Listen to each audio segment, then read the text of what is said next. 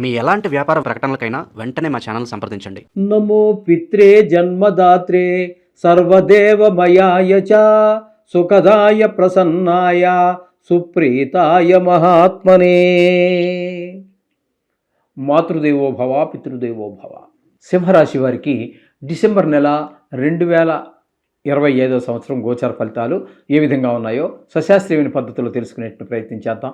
ఇది కేవలం గోచార ఫలితాలే. దీని మీద ఆధారపడి మీ జీవితాన్ని మనం కొంత కాదని, దీని ప్రాముఖ్యత దీనికి ఉన్నది, కానీ దీన్ని బట్టే నడవాలనేది లేదు. మీ వ్యక్తిగత జాతకం మీదనే ఆధారపడి 100% దాని మీదే నడుస్తుంది.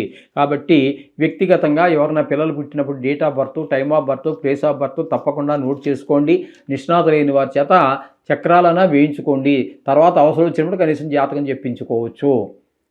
జాతకం చెప్పించుకున్నట్టయితే ఫ్యూచర్లో ఈ దేంట్లో రాణిస్తాడనే దాన్ని మీరు ఫాలో అయ్యి ముందుకు వెళ్ళడానికి అవకాశం ఉంటుంది. ఇక్కడ మీకు ఈ సింహరాశి వారికి జన్మంలోనే కేతువు. జన్మంలో కేతువు శుభ ఫలితములను ఇయ్యజాలడు. జన్మంలో కేతు ఉండటం వల్ల అన్ని దుష్ట ఆలోచనలు, దుష్ట ప్రవర్తన, ఎక్కువ అసాంఘిక కార్యక్రమాల వైపుకే దృష్టి మరలుతూ ఉంటుంది. దీని ప్రభావం ఉన్నవాళ్ళు ఏం చేస్తారు అన్నట్టయితే, ఈ కేతు ప్రభావం ఉన్నవాళ్ళు తలా తోక లేని మాటలు మాట్లాడుతూ ఉంటారు. కేతు అంటే తెలుసు కదండి, రాహు అంటే తల, ఒకే సర్పంలోది, కిందది మొండెం, వీరికి తల ఉండదు.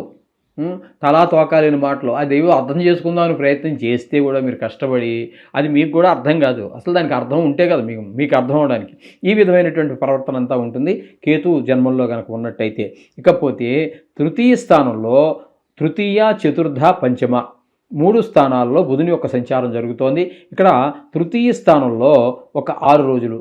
ఈ 6 రోజుల్లో ఎవరి యొక్క సహాయ సహకారాలు, బంధువులు, మిత్రులు, ఎవరి యొక్క ఇంట్లో కుటుంబ సభ్యులతో సహా ఎవరి యొక్క సహాయ సహకారాలు మీకు లభించవు. ఇకపోతే చతుర్థ స్థానంలో 24 రోజుల పాటు సంచారం చేస్తూ ఉన్నారు. ఈ చతుర్థ స్థానంలో ఉన్నప్పుడు మాత్రం మీకు అనుకూలమైనటువంటి ఫలితాలే ఉంటాయి. ఇక్కడ ఏంటంటే మీ తల్లిగారి ఆరోగ్యం బాగుంటుంది. గృహ సంబంధమైన, భూమి సంబంధమైన, విద్యా సంబంధమైన, వాహన సంబంధమైన, మీ స్వభావ సంబంధమైనటువంటి విషయాలన్నింటిలో కూడా ఈ బుధుడు మీకు అనుకూలమైనటువంటి ఫలితాలు ఇస్తాడు. తదుపరి ఒక్కరోజు మాత్రము 5వ స్థానమైనటువంటి ధనస్సులో ఒక్కరోజు సంచారం చేస్తారు. 5వ రోజు అంటే 5వ స్థానం కాబట్టి అక్కడ మీకు ఆ ఒక్కరోజు మీ యొక్క సంతానం మీద చెడు ప్రభావాన్ని చూపిస్తాడు. గాయాలు చేసుకోవటము, లేకపోతే చదువు మీద శ్రద్ధ తగ్గటము, ఇట్లాంటివి ఆ ఒక్కరోజు చూపిస్తాడు. ఒక్క గడి అయినా కూడా ఆయన ప్రభావాల్ని వారు, నవగ్రహాలు ఇవి ఆషామాషి కాదండి, అవి వాటి ప్రభావాన్ని తప్పకుండా చూపిస్తాయి. ఇది గుర్తుపెట్టుకోండి. ఇకపోతే రవి యొక్క సంచారం కనుక మనం తీసుకున్నట్టయితే చతుర్థ స్థానంలో 16 రోజులు, పంచమ స్థానంలో 15 రోజుల పాటు సంచారం చేస్తున్నారు. ఈ రవి పూర్తిగా నెలకి నెల కూడా 4వ స్థానం, 5 స్థానాల్లో కూడా మీకు అనుకూలమైన ఫలితాలు రావు. కాబట్టి నెల మొత్తం మీద రవి యొక్క అనుగ్రహం మీకు లేదు. 4వ స్థానంలో ఉన్నప్పుడు విద్యా, భూమి, గృహ, వాహన సౌఖ్యమైనటువంటి విషయాల్లో ఇబ్బందులు కల్పిస్తాడు.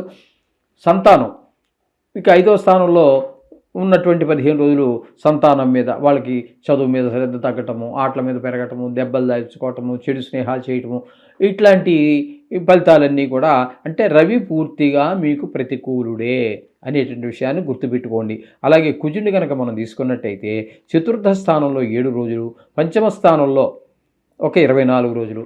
ఈయన కూడా 2 స్థానాలలోనూ కూడా మీకు ప్రతికూలమైన ఫలితాలు ఇస్తాడు. మీకు ఎక్కువగా 5వ స్థానం మీద ఎక్కువ 24 రోజులు ఉన్నాడు కాబట్టి ఆయన కూడా సంతానం మీద ఎక్కువ దృష్టి ప్రసరింపజేస్తున్నాడు, చెడు దృష్టి. తద్వారా వాళ్ళు కొంచెం గాయాలు తగిలించుకోవటము, చదువులో వెనకబడటము లాంటివన్నీ కూడా జరిగే అవకాశం మనకి స్పష్టంగా గోచరిస్తుంది. చెడు స్నేహాలు కూడా చేసే అవకాశం ఉంటుంది, గమనించుకోండి. ఇకపోతే శుక్రుని యొక్క సంచారం కనుక మనం తీసుకున్నట్టయితే చతుర్థ, పంచమ స్థానాల్లో సంచారం చేస్తూ ఉన్నారు. చతుర్థ స్థానంలో 20 రోజులు, పంచమ స్థానంలో 11 రోజులు. అంటే శుక్రగ్రహము మొదట చతుర్థ స్థానంలో ఉన్న 20 రోజులు విద్య, భూమి, గృహము, వాహనము, స్వభావం ఇట్లాంటి విషయాల్లో మీకు పూర్తి సహకారాన్ని అందిస్తాడు. అలాగే పంచమ స్థానంలోకి వచ్చాక మీ సంతానం పట్ల కూడా చాలా చక్కటి ప్రభావాన్ని చూపిస్తూ ఉన్నారు. కాబట్టి ఈ నెలకి నెల కూడా మీకు ఈ శుక్రుడు పూర్తి అనుకూలుడు. కాబట్టి వీరు షేర్ మార్కెట్లోకి వెళ్ళటానికి కానీ, అలాగే ఈ టీవీ రంగంలో సినిమా రంగంలో ఉన్నటువంటి వారికి అనుకూలమైన ఫలితాలు ప్రసాదిస్తాడు. ఇకపోతే సప్తమ స్థానంలో రాహుగ్రహ సంచారం, భార్యాభర్తల మధ్యన కీచులాట, అలాగే వ్యాపారం, జాయింట్ వ్యాపారం చేసేవారు భాగస్వామ్యంలో ఉన్నటువంటి వారి మధ్యన కూడా అభిప్రాయ భేదాలు, అది కొంచెం తీవ్ర స్థాయికి వెళ్తే కీచులాటలు, ఇవన్నీ మామూలు. 7వ స్థానంలో. ఇక 8వ స్థానంలో శని యొక్క సంచారం. ఈ 8వ స్థానం, దీన్ని అష్టమ శని అంటారు. ఇది కొంచెం మంచిది కాదు. ఈ సింహరాశి వారికి అష్టమ స్థానంలో శనీశ్వరుని యొక్క సంచారం జరుగుతోంది కాబట్టి ఇది మంచిది కాదు. ఇది ఆయుస్థానం. కొంతమందికి ప్రాణాలు విడవచ్చు, కొంతమందికి భార్య చనిపోవచ్చు, కొంతమందికి పెద్ద దుఃఖం కలగచ్చు, అవమానాలు, అపఖ్యాతి, పరాభవాలు, ఇట్లాంటివన్నీ కూడా చోటు చేసుకునే అవకాశం ఈ శని భగవానుడి వల్ల సింహరాశి వారికి కలుగుతూ ఉన్నది. ఈ విధమైన ఫలితాలు. ఇకపోతే గురువు యొక్క సంచారం తీసుకున్నట్టయితే వ్యయస్థానంలో 6 రోజులు కర్కాటకంలో, అది శుభ ఫలితములు, అతిచారం వల్ల అది కూడా. కాబట్టి ఈ 6 రోజులు మీకు అనుకూలమైన ఫలితములను ఇవ్వజాలడు. 6 రోజుల పాటు వ్యయస్థానంలో ఉన్నారు కాబట్టి ధన వ్యయం అవుతుంది, ధన నష్టం జరుగుతుంది, ఇట్లాంటివన్నీ జరిగే అవకాశం ఉంటుంది.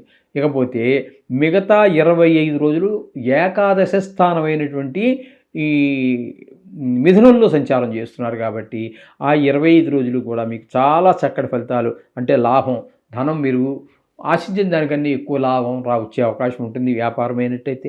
అదే ఉద్యోగం, ప్రభుత్వ ఉద్యోగం లాంటిది అయితే ఏ ఇంక్రిమెంట్ పాత బాకీ ఉండటము, లేకపోతే మెడికల్ బిల్లు పాస్ అయి రావటము, ఇట్లాంటివన్నీ జరిగి మొత్తం మీద ఒక ఖచ్చితంగా మీకు ధన లాభం కనిపిస్తుంది అని చెప్పడంలో ఎటువంటి ఇది లేదు. కొత్తగా ఏదైనా ప్రవేశపెట్టి ఒక వ్యాపారం ఏదో మొదలుపెట్టినా కూడా అందులో దిగ్విజయంగా మీకు ముందుకు వెళ్ళేటటువంటి అవకాశాన్ని ఈ గురువు 11వ స్థానంలో ఉండి సూచిస్తూ ఉన్నారు. మొత్తంగా మనం చెప్పుకోవాలన్నట్టయితే బుధుడు ఒక 18 రోజులు, శుక్రుడు ఒక 5 రోజుల పాటు, అలాగే 4-5లో పూర్తిగానే సహకరిస్తున్నారు శుక్రుడు కూడా. అలాగే గురువు 11లో ఉన్నటువంటి 25 రోజులు మాత్రం మీకు అనుకూలం. అంటే మీకు పూర్తిగా నెల యోగించే గ్రహం శుక్రుడే. బుధుడు పాక్షికంగాను, గురువు కూడా పాక్షికంగానే యోగిస్తూ ఉన్నారు. కాబట్టి మిగతా గ్రహాలన్నీ కూడా కొంచెం ప్రతికూలంగానే ఉన్నాయి. కాబట్టి ఆయా విషయాలలో ఏ విషయాల్లో ప్రతికూలత ఉందని మనం చెప్పుకోవడం జరిగిందో ఆయా విషయాల్లో మీరు తగు జాగ్రత్తలు తీసుకుంటూ ఖచ్చితంగా ఆ నవగ్రహాలకి సంబంధించినటువంటి శ్లోకాలో, గాయత్రియో, బీజాక్షరాలో ఏది మీకు తెలిస్తే అది. కొంతమంది సుందరకాండ పారాయణ అంటారు, కొంతమంది ఈశ్వరాభిషేకం అంటారు. అట్లా మీకు వీటికి సంబంధించి ఎవరెవరు ఏదైతే చెప్పారో వాటిని మీరు చేసుకోవడం ద్వారా ఈ దుష్ప్రభావాల నుంచి, అంటే ప్రతికూలంగా ఉన్నటువంటి గ్రహాల యొక్క దుష్ప్రభావం నుంచి బయటపడి సుఖాన్ని అనుభవించవచ్చు. శుభం భూయాత్.